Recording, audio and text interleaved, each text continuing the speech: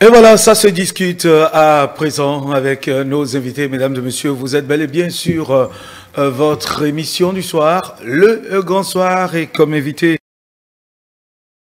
Iris Gouegan avec nous. Iris Gouegan. Bonsoir le plateau, bonsoir aux amis téléspectateurs. Iris Gouegan, voilà, journaliste, merci d'être là ce soir. Winner Innocent Godonou, bonsoir. Bonsoir Théodule, bonsoir à tout le plateau et bonsoir chez vous. Très bien. Et puis Sokwetin Nicolas est aussi là. Bonsoir Nicolas. Bonsoir Théodule, bonsoir sur le plateau, bonsoir chez vous. Très bien. Oui, l'actualité, comme on en a l'habitude ici, nous allons la commenter aujourd'hui de toutes les façons. Nous avons lu sur la place publique, les réseaux sociaux, dans les réseaux sociaux en tout cas, la longue lettre adressée par l'ancien président Nicéphore Dieudonné Soglo à l'endroit des autorités. Oui, une très longue lettre où il réclame la libération immédiate de Ricky Amadougou. En début d'après-midi de ce vendredi, le parti Les Démocrates était donc en conférence. Là aussi, c'était qu'on réclame la libération de Ricky Amadougou, l'ancienne ministre, Madame Vicentia Boka aussi, dans une lettre, en a fait de même. Votre avis, Iris Gouegan, sur la question? Oui, on a suivi... En tant qu'observateur politique et tout.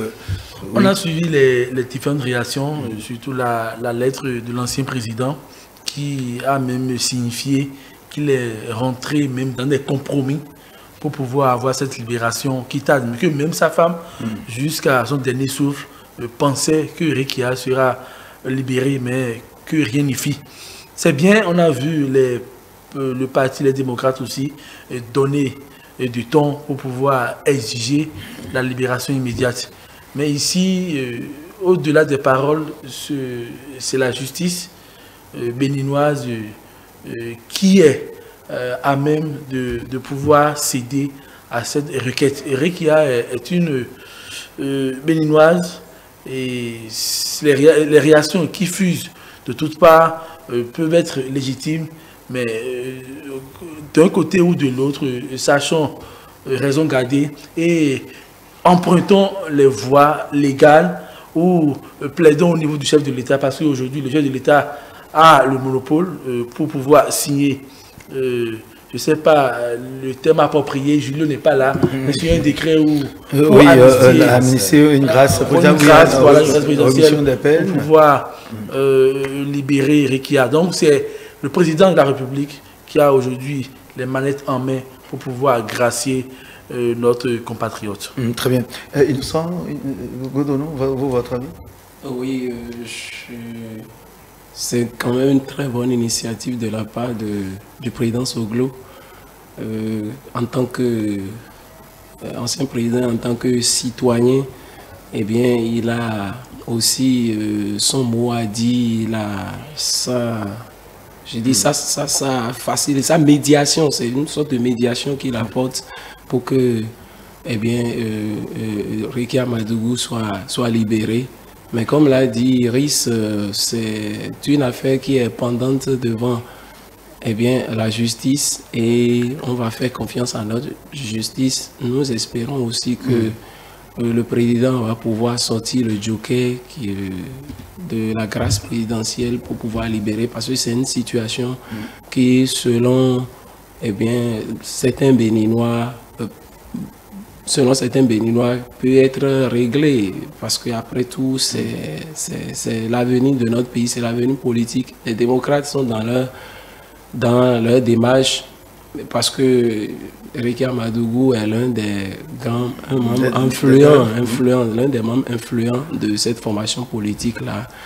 Moi, ma lecture est que les voies et moyens, en tout cas les solutions, soient trouvées. Je pense que le chef de l'État restera très ouvert à toutes ces initiatives-là et finalement prendra la décision qu'il faille faire. C'est aussi, nous sommes dans un pays où les institutions sont indépendantes, travaillent dans une certaine indépendance. La justice a fait son travail et l'exécutif aussi peut d'une manière ou d'une autre essayer de voir à partir du moment où le chef de l'État dispose quand même des leviers de commande, dispose d'un certain nombre de moyens pour pouvoir libérer cette compatriote-là. Oui, et Nicolas, à votre avis Oui, il faut dire que c'est normal, les différentes réactions, les différentes demandes, comme le disait Iris, c'est une demande légitime de la part des uns et des autres de réclamer la libération en tout cas, d'une grande personnalité du pays, parce que celle dont on parle, ce n'est pas n'importe qui. Elle fut ministre du pays à plusieurs reprises. Et donc, on ne parle pas de n'importe qui là. Ici, cette démarche initiée par le président Soglo, moi je pense que c'est dans le cadre d'une certaine décrispation du climat socio-politique du pays, parce que oui, les conditions dans lesquelles la dame a été incarcérée, par la suite la décision de la justice qui, après analyse du dossier, a trouvé que des chefs d'accusation qui sont très lourdes, et la sanction s'en est suivie également. On imagine que dans le cœur des uns et des autres, ça n'a pas toujours été digéré. Et surtout que l'incarcération de la dame est prise dans le sens d'une incarcération politique. Et donc, on n'a pas toujours eu à penser que la justice est restée droite dans ses bottes et qui a fait son travail comme cela se doit. Je pense dans l'imaginaire de l'homme politique qui fait cette demande, c'est qu'on estime qu'il va falloir que l'on libère cette dame pour pouvoir décrisper un peu la tension. Et donc, il va falloir que du côté du président de la République, qu'il sache écouter ses cris de cœur ou encore ses exigences et savoir peser le pour et le contre, et dans quelle mesure du possible il faut faire les choses dans les règles de l'art pour que nous ne soyons pas aussi à penser que la justice la décision de justice soit bafouée ou soit compromise d'une manière ou d'une autre. Il va falloir trouver le juste milieu pour faire ce qui doit être fait. Si elle devrait bénéficier d'une grâce présidentielle, encore qu'il y a une loi, me semble-t-il, qui demande que l'intéressé lui-même de faire face à une demande de grâce présidentielle à un moment donné ou encore de réduction de peine. Je pense quand même que le président de la République ne restera pas sourd à ces appels pour, pourquoi pas, apaiser. Cette demande qui sera établie par l'intéressé même, vous voulez dire? Oui, à cette demande, si cela arrivait à réalité que la dame même fasse face à la demande, mais en dehors de cela, si le chef de l'État peut écouter les demandes, les exigences et savoir comment faire pour que, puisque en fait, ce que je dis, c'est que la justice ne soit pas aussi à penser que oui, on pouvait bafouer sa décision, une décision prise de façon indépendante et que l'on soit bien dans la justice sociale, donc on soit aussi dans une certaine vision d'apaisement du climat sociopolitique du pays. Merci à vous, Nicolas Sokwete, Wino Innocent et Iris Bouegan, c'est votre avis sur l'actualité. Et l'actualité également, c'est bien ce qui se passe ces derniers jours où la police républicaine est en train de lancer une traque sans merci contre la cybercriminalité, un phénomène qui prend de l'ampleur de jour en jour. Plusieurs traques, plusieurs arrestations, interpellations, je dirais, en cours tout au long depuis quelques jours. Aujourd'hui, nous allons en parler, ça se discute. Mais Innocent Godonou, alors, qu'en dites-vous, mais quand vous entendez parler de la cybercriminalité, selon vous, à quoi pensez-vous directement et qu'est-ce que vous avez constaté autour de vous qui pourrait peut-être nous donner raison à cette traque? Oui, dans un premier temps, je dois vous dire que la cybercriminalité est une forme de criminalité qui se manifeste à travers les réseaux sociaux, à travers le système informatique, les nouvelles technologies de l'information, avec les nouvelles technologies de l'information. Et autour de moi, Vous savez, aujourd'hui, l'outil informatique, les réseaux sociaux, les TIC sont incontournables. Les technologies de l'information et de la communication jouent un rôle prépondérant dans les activités humaines, et dans le même temps, ces TIC-là ont des avantages et en même temps des inconvénients. Donc, quand on parle de la cybercriminalité, c'est un fléau aujourd'hui qui est en train de ronger notre société, qui est en train de ronger la jeunesse et qui est en train de mettre en péril le développement des nations. Parce que la cybercriminalité n'est pas un problème national, c'est un problème international, c'est un problème qui touche pratiquement tous les pays. Et aujourd'hui, on constate que la police républicaine mène une traque sans répit contre les cybercriminels. Je pense que la dernière nouvelle qui nous est parvenue, c'est plus d'une vingtaine de cybercriminels nigérians qui ont été appréhendés par les policiers républicains et ont été d'ailleurs, je pense, présentés au procureur.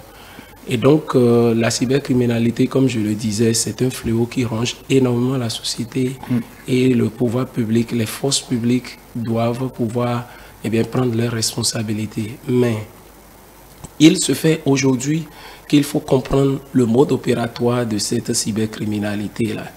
Il y a le système de piratage des informations, il y a l'hameçonnage, il y a beaucoup de choses qui entrent en ligne de compte, si bien qu'aujourd'hui, il n'y a plus cette confiance-là d'aller vers l'outil informatique, de donner des informations à n'importe qui.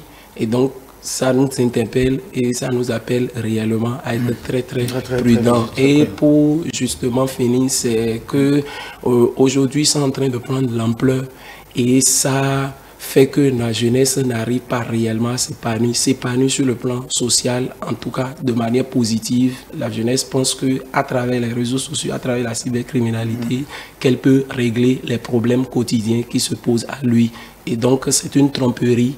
Il va falloir surtout que cette jeunesse-là se prenne en charge, travaille pour apporter une plus-value à notre société. Oui, Nicolas Sopete, selon vous, qu'est-ce qui amène la jeunesse, sinon ceux qui s'adonnent à cette cybercriminalité, à y aller, selon vous? Quand bien même on sait que ça va à l'encontre de la loi, mais qu'est-ce qui les y pousse? Généralement, lorsqu'il y a ce genre de phénomène qui se développe dans une société, je pense qu'il y a plusieurs raisons. D'abord, l'une des raisons, ma foi, c'est d'abord le gain facile de la part de la jeunesse, qui pense que la recherche du gain facile. La recherche du gain facile. On pense que on peut, par des manières non orthodoxes, retirer les sous de quelqu'un, et ça, on pense que on peut profiter de cela sans aucun effort personnel. Ça, c'est une première raison, la recherche de gain facile. Deuxièmement, il y a aussi, et ça il faut le noter, c'est l'ascendance du chômage dans la société. Lorsque la jeunesse n'a pas d'abord de quoi désœuvrer, n'a pas d'emploi comme cela se doit, elles peuvent se livrer à ces genres de pratiques. Mais dans le cas l'autre chose, il y a aussi l'éducation qui pose problème. Au fait, dans les trois raisons que je viens d'évoquer, la première et la dernière semblent être ici, au Bénin, le cas du Bénin, semble être ce qui est marquant. C'est-à-dire quoi? Le gain facile. Aujourd'hui, la couche juvénile aujourd'hui manque de la hargne, c'est-à-dire que du courage à aller vers la recherche d'un travail digne du nom, manque de cette d'initiative qui leur permettrait de s'engager dans des voies correctes qui leur apportent le bien nécessaire, les biens de subsistance pour régler les problèmes qui se posent à eux.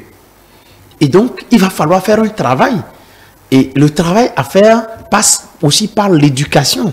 À savoir que quand on appelle travail, quand on parle de travail qui vous apporte un bien nécessaire, un bien qui vous permet de satisfaire de vos besoins, ce travail doit respecter un certain nombre de critères. D'abord, le critère de la conscience, le critère de l'intellectuel, le critère de la moralité. Parce que ce que vous faites, qui n'a aucun, c'est-à-dire qui n'est frappé d'aucune valeur morale, n'est pas digne d'être appelé travail, n'est pas digne d'être appelé métier. Alors donc, on doit faire en sorte que la jeunesse comprenne que en tout cas, cette manière de s'enrichir, si entre griffes c'est une manière de s'enrichir, ce n'est pas ce qui leur rend une dignité dans la société. Parce que généralement, dans la société elle-même, béninoise actuelle, on pense que c'est une panacée. Le fait que on pense que c'est seulement le blanc que cette jeunesse-là, ces criminels-là attaquent. Mais non, ils ne reconnaissent pas une race donnée. Ils s'attaquent à tout le monde. D'accord. Donc, il faut leur faire comprendre que ce n'est pas là un métier, ce n'est pas non plus là un travail qu'on peut faire. Il faut aller vers ce qui vous rend une dignité dans la société. Merci, et que dans l'éducation aussi de la couche juvénile aujourd'hui, il faut montrer que le gain facile, ce que vous gagnez sans aucun effort, n'est toujours pas profitable. Et cela peut engendrer des conséquences graves. S'il vous plaît. D'accord, nous allons, oui. Peut-être y revenir. Vous allez y revenir, Iris, mais aujourd'hui, ce n'est pas que la cause juvénile qui est impliquée dans la cybercriminalité. Nous avons des personnes responsables, bien placées, respectables, je vais dire, des personnes âgées et qui sont aussi dans le fléau. Oui, c'est pratiquement un fléau. Et cela prend diverses formes et cela embrase pratiquement toutes les couches. On parlait justement de la couche juvénile, mais on a eu à entendre qu'une personnalité politique bien connue était en préparation pour en tout cas, une banque. Et après, il y a d'autres formes où on voit que c'est des mères de famille, c'est des vieux qui s'y adonnent. Et M. Nicolas l'a rappelé dans ses propos, c'est l'ambition démesurée, surtout pour ce qui concerne la couche juvénile. Nous aussi, on a été, bon, on est jeunes, mais on était animés par certaines valeurs. La soif de réussir, en respectant les étapes que t'impose la vie. Mais aujourd'hui, cette jeunesse languissante n'est plus prête à consentir des sacrifices. Elle est prête à conduire des voitures de luxe, des Lamborghini, des Lexus, des Venza. Après... Ça, c'est de la publicité que vous faites. Non, c'est juste pour vous taquer. Non, mais oui, allez-y. Cette jeunesse, lorsque vous allez dans des restaurants, dans des boîtes de nuit, vous allez les voir tels qu'ils dépensent l'argent. Vous aurez, quand tu es là, et tu auras peur. Parce que ou bien on s'interroge. On s'interroge sur la source de ces revenus. Parce que c'est des jeunes qui rentrent dans des alliances incestueuses et qui sont prêts à faire des crimes juste pour avoir l'argent. Et c'est véritablement un fait social. Parce que, c'est vrai, ils sont incarcérés, ils feront certains 5 ans, certains 10 ans, 20 ans, mais ils reviendront, ils n'ont rien appris comme métier. Et là, ça pose véritablement un problème. Et il faut, l'État doit, si c'est même dans la sphère carcérale qu'ils doivent apprendre un métier, ce serait bien. Des jeunes qui gagnent déjà 10 millions, 15 millions, leur dit qu'ils vont gagner 80 000 le mois, 100 000 le mois, ils ne peuvent pas. Parce qu'ils étaient habitués à un train de vie et ils ne pourront plus coordonner les dépenses aux revenus qu'ils auront. L'État fait bien de faire la traque. Le CRC qui déploie tous les moyens avec les appareils sophistiqués. Certains ont fugué et ont pris le large pour aller dans des villes. Mais malgré cette fuite, Le CLC a pris sa disposition pour les avoir. Doit-on s'indigner de la traque que mène aujourd'hui la police? Non, on ne doit pas s'indigner contre... J'ai vu un artiste sur les réseaux sociaux en train de plaider pour cette criminelle. Non, on ne doit pas craindre pour ça. On ne doit pas encourager le vol. C'est de l'extorsion. C'est du vol. Et par cette pratique, par toutes les autres qui miroitent le faux, qui vendent des choses en ligne. Si c'est un Allemand, si c'est un Français, lorsque tu seras dans un problème, ou lorsque le Bénin ira sur ces marchés pour pouvoir avoir des partenaires, cela peut faire que on n'aura plus, les gens ne vont plus nous prendre au sérieux à l'international. Même au Bénin à l'interne, M. Nicolas a dit, ces jeunes ont de l'ingéniosité. Ils peuvent vous envoyer des messages pour dire que vous avez gagné. Votre numéro a été choisi. Ils sont au Bénin ici, ils t'envoient d'aller vers le centre Momo qui est dans ton quartier et de taper telle cause. Vous en avez été victime une fois? Non. Ma mère, chef quartier, elle reçoit assez de plaintes. On reçoit assez de plaintes. Et tu vas là-bas, même les intellectuels, ils font... Et tu viens au niveau du centre, tu tapes le numéro, tu vois que c'est de l'argent qui a été débité de compte Momo. Et on ne s'en revient pas. Chaque jour que tu fais, les commissariats on reçoit assez de plaintes et il faut décourager cette manière de faire. Nous-mêmes, on se construit, on n'a pas encore tout ce qu'on veut, mais on suit des étapes pour pouvoir atteindre nos objectifs. Oui, et nous sommes, redonnons, c'est une lutte sans merci qui devra être encouragée, pas seulement par la police républicaine, par nous aussi, chacun, parce que ces jeunes ou bien ces personnes qui s'adonnent à cette pratique sont autour de nous, dans nos familles, autour de nous. Justement, il faut encourager cette traque policière contre les cybercriminels, contre ces gaïmans, mais c'est une action conjointe au fait, c'est une action collective parce que c'est un fléau social, c'est un problème social et donc ça interpelle toutes les couches de la société. Nicolas parlait de l'éducation. Cela dénote réellement d'une décadence des valeurs morales. Parce que je vous dis même qu'il y a certains parents qui disent « Mais tu vois, le loge qui est à côté, il roule déjà en Lamborghini. C'est avec cet argent-là, il s'occupe de son petit frère et de ses parents. Mais moi, je souffre ici. Et toi, tu vas à l'école, tu reviens. » Même il y a même certains parents qui forcent les enfants à aller s'adonner à la cybercriminalité. Il y a des parents. Donc c'est un fait éducationnel et il faut absolument et taper du poing sur la table, il faut agir. Je vous donne un exemple. Moi j'ai sans citer de nom. Oui, je ne vais pas citer de nom. J'avais un cousin après son bac avait des difficultés pour pouvoir joindre les deux bouts parce que les parents l'ont laissé. Mais j'avais mon ordinateur, il venait. Il me demandait même s'il voulait prêter ou emprunter mon ordinateur. J'ai demandé un peu la cause. Heureusement qu'il me l'a dit, mais je l'ai découragé. Aujourd'hui, maintenant, il est quelque part dans la vie et il réussit sa vie.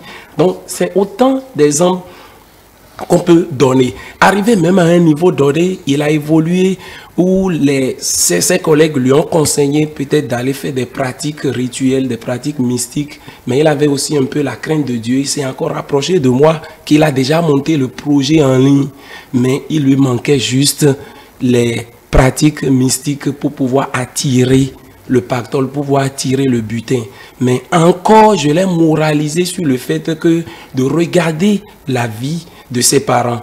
Ses parents se sont échinés à l'amener à l'école, à le scolariser pour qu'il soit quelque chose. Ils ne rêvent pas, ils ne sont pas en train de lui dire qu'il faut forcément emprunter. Il faut forcément devenir riche. Oui, du coup, ils ne t'attendent pas parce qu'ils savent qu'on se construit par étapes.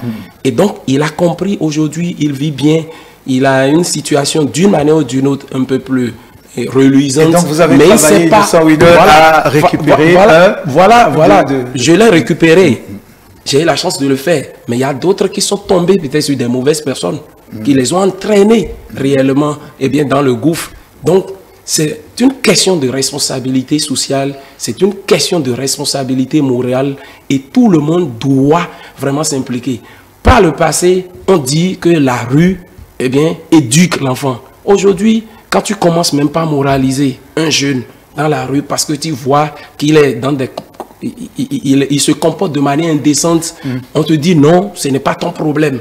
Il faut que ça soit réellement notre problème parce que nous sommes en Afrique, nous sommes au Bénin, nous avons des valeurs traditionnelles, nous avons une façon de régler nos problèmes.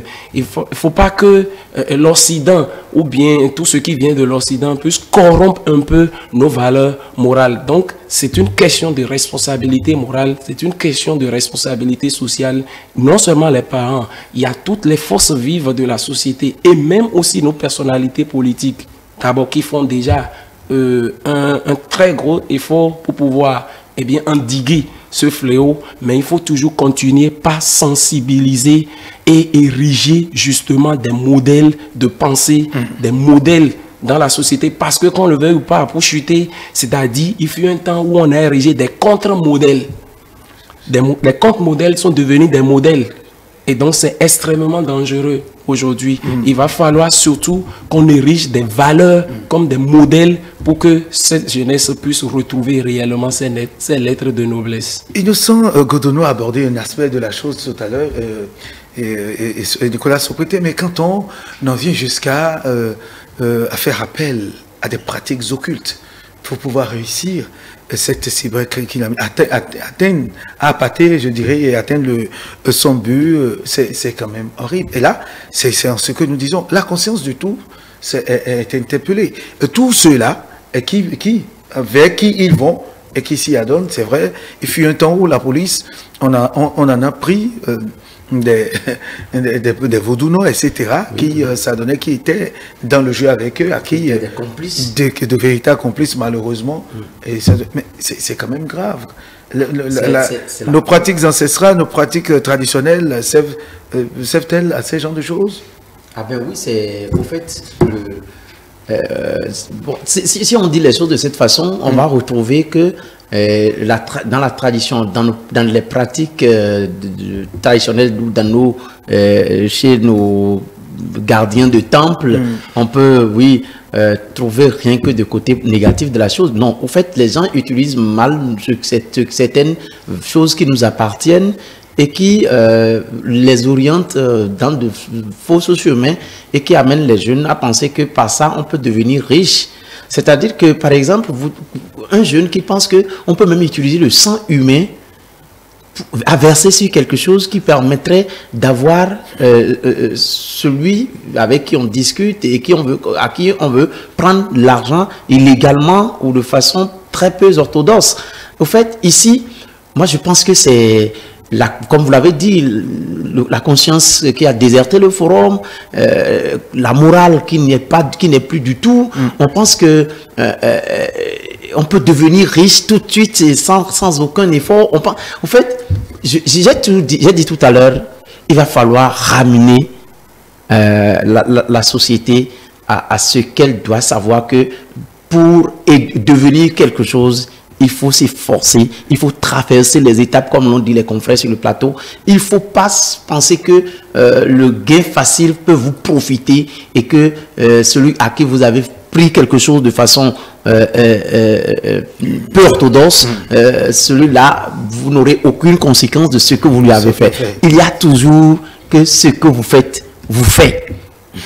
Et donc, vous devez savoir que la richesse se construit. La personnalité se construit. Écoutez, si vous entendez l'histoire du président de la République, non mais vous allez peut-être dire que... Je veux parler du président Talon. Il a dû souffrir pour être là où il est. C'est tellement comme toute personne. C'est ce que je dis. On n'est pas encore là. Vous faites votre chemin. Oui, justement, nous sommes tous en train de faire. On a appris des choses sur le président de la République, des personnalités qui ont pris part de véritables commerces et qui ont développé des commerces, des réseaux de commerce qui leur ont marché.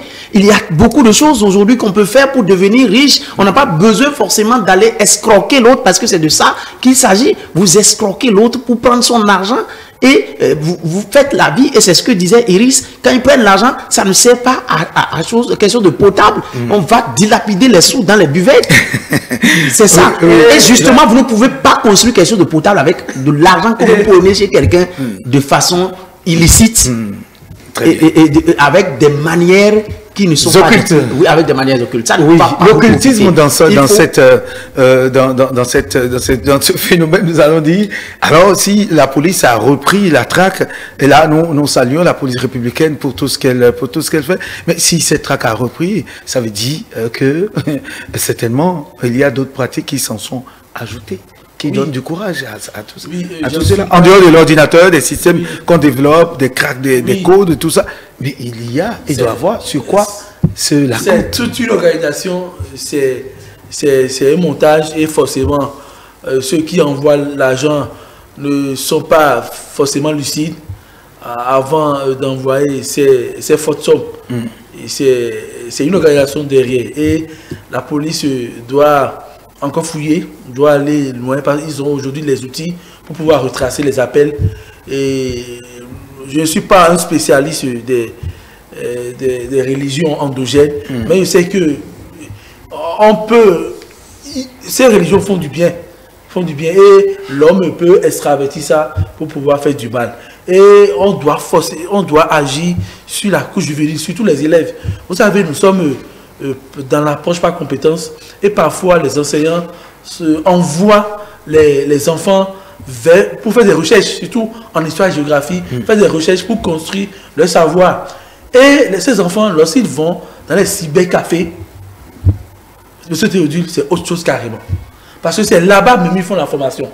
C'est là-bas, au lieu d'aller sur des sites d'éducation, non, ils ont peut-être un cybercriminel, un jeune, un grand frère là, et ils demandent comment faire. Et comment. J'étais avec un groupe d'élèves, ils m'ont dit, monsieur, il y a diverses formes de cybercriminel. J'ai dit, bon, il faut développer. Il dit, non, tu peux faire maraboutage, tu peux faire des prêts en ligne, il y a des dossiers. Comment vous savez tout ça?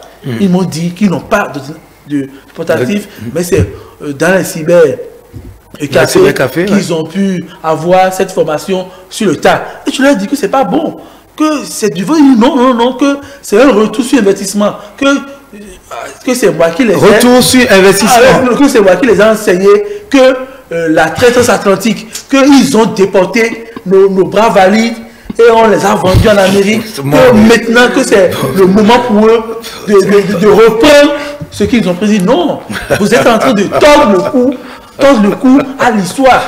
Et ce n'est pas de cette manière que vous allez prendre, rééquilibrer l'histoire. Non, c'est du vol et vous serez traqué. Donc, c'est des élèves, donc il faut agir sur les adolescents, il faut agir sur eux et il faut ceux qui représentent des exemples, des modèles, il faut les porter au panthéon. C'est parce que la société n'a plus de repères.